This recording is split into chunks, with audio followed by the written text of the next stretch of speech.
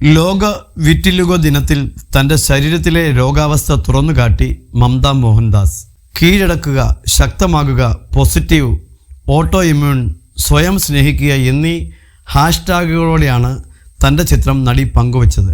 കഴിഞ്ഞ വർഷമാണ് auto immune അസുഖമായ vitiligo അഥവാ വെള്ളപ്പാണ്ട് എന്ന ത്വക്ക് രോഗം മമതയെ ബാധിച്ചത്. താരം തന്നെയാണ് ഇക്കാര്യം സോഷ്യൽ മീഡിയയിലൂടെ പങ്കുവച്ചത്.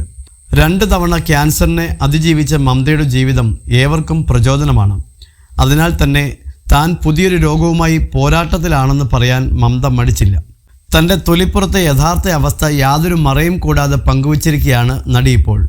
വാനില ആകാശത്തെ തൊടാൻ വളരുന്ന ചോക്ലേറ്റ് എന്നാണ് വിറ്റിലിഗോ ബാധിച്ച തൻ്റെ ചിത്രം പങ്കുവച്ച് മമത കുറിച്ചത്.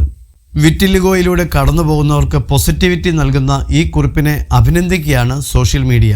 ശരീരത്തിൻ്റെ രോഗപ്രതിരോധ സംവിധാനത്തെ ബാധിക്കുന്ന അവസ്ഥയാണ് ഓട്ടോ ഇമ്മ്യൂണൽ ഡിസോർഡർ.